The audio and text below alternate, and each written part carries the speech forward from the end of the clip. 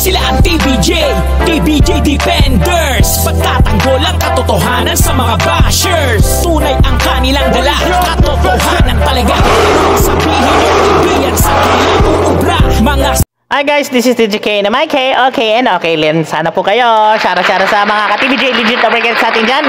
And sana po nasa mabuti kayong kalusugan. Hi!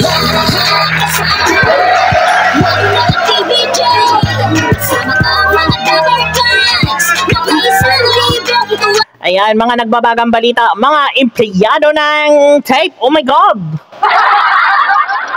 Magre-reklamo daw sa Dole. Hala, lagot.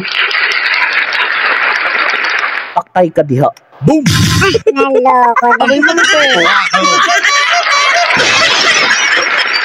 So, ayan, shoutout ko kay Ders TV. Ayan, guys. Please don't forget to like and subscribe to my channel and click the notification bell, of course. Pakiclick na rin po yung mga ka-TBJ legit defenders natin. Nandiyan po yung link nila down below. Reklamo sa tape, nagsampa na sila ng reklamo laban sa kanilang problema sa dati nilang employee na tape. So sila po yung mga sumama sa TBJ nang umalis ang mga ito sa Tape Bulaga. Ngayon, late na marahil nalaman ng mga employee na ito na may mali palang nangyayari between tape at sa kanila. Na ngayon lang po nila. Oh my God, bakit ganun, tape? Ano kayo? Parang sunod-sunod yata guys ang karma ng tape, no?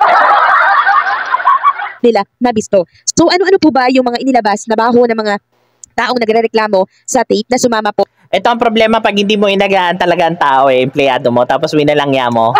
Sabi ko sa inyo, karma is sorry matindi, aray.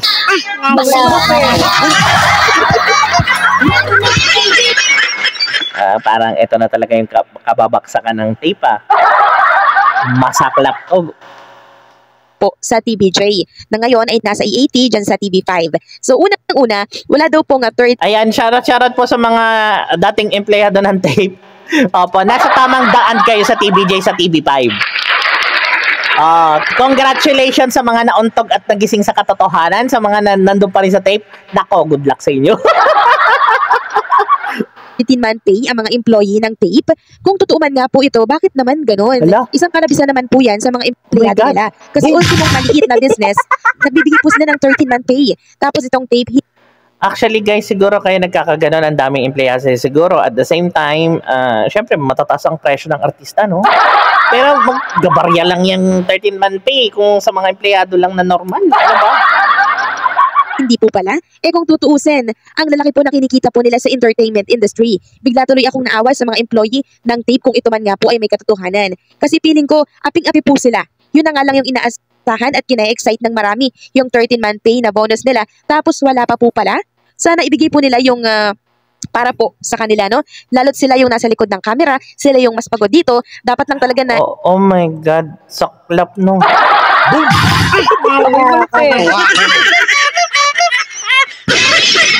Ibig sabihin guys, naghihirap na yung tape nga. Reklamo ito sa Dole or sa bagay guys, kasi po ang tape mababa ang views. Yung Bulaga Gine. Abay malupit. Wow. Masaklap guys. Ito pa nakakatawa, no? Hindi na nila alam kung saan sila kukuha ng pera. Department of Labor and the employee. Kasi kanabisan ito. So hindi lang po yan ang problema. Meron pa po. Oo, tama yan. Nireklamo nyo sa Dole. Pangalawa, yung kinakaltas daw po ng tape di umano sa kanila like SS, PhilHealth, Pag-ibig, pag-check daw nila hindi naman daw updated. So, hala! Oh my God! Oy, seryoso! Oh my God! Ito po sa mga empleyado ng tape, pwede nyo pong kasuhan yan, yung HR mismo. Tapos turo nyo yung syempre, madadali dyan, amo.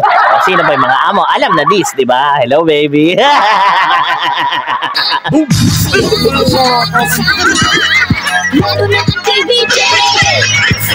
Alam na this, guys. So pagka ganon, meaning nito, kinakaltasan sila pero hindi po hinuhulog sa mga alinman dyan. Isa lang. Grabe, ang laking kumpanya tapos ganon.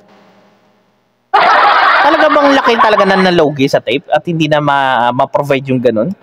Ang alabisan po ito, no? Sa totoo lang, dahil kung tutuusin, ito na nga lang yung aasahan po ng mga empleyado nila. Pag nagka-problema po sila sa kalusugan po nila, at syempre, once na nag-retiro po sila, tapos ang ending nga, nga pa po, at wala silang makukuha dahil hindi naman pala updated ang mga hulog. Sus mio marimar, talaga nakakaawa. Grabe guys, ito comment ko lang dito guys, no.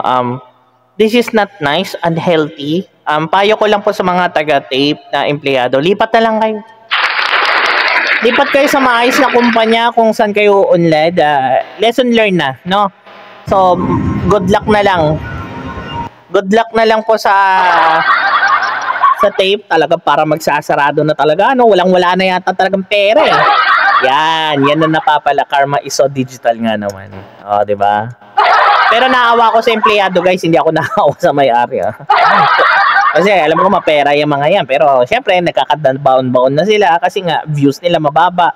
Yung, alam niyo yung kita talaga. Makikita niyo yung difference sa TVJ, sa E80, TV5, kaysa sa 7, di ba? Wow! Anyways guys, sana po marami kayong natutunan. Ayan, be patient lang, no? Magtatagumpay din ang TVJ itself sa mga, nakikita niyo naman, unti-unti na talagang sunod-sunod na yung blessing sa kanila, no? Supportahan natin ang TVJ guys, lalo na si Atasha. Shoutout kay Atasha Mulak. Ayan, welcome sa family ng TVJ Legit Number Cards. Ayan. And shoutout po sa mga ka-TVJ Defenders ko dyan. And please don't forget to like and subscribe to my channel and click the notification bell. Tapos, ayan po, be yourself, be authentic, be organic, and be kind. Lots of love to everyone and have a good day. Bye guys!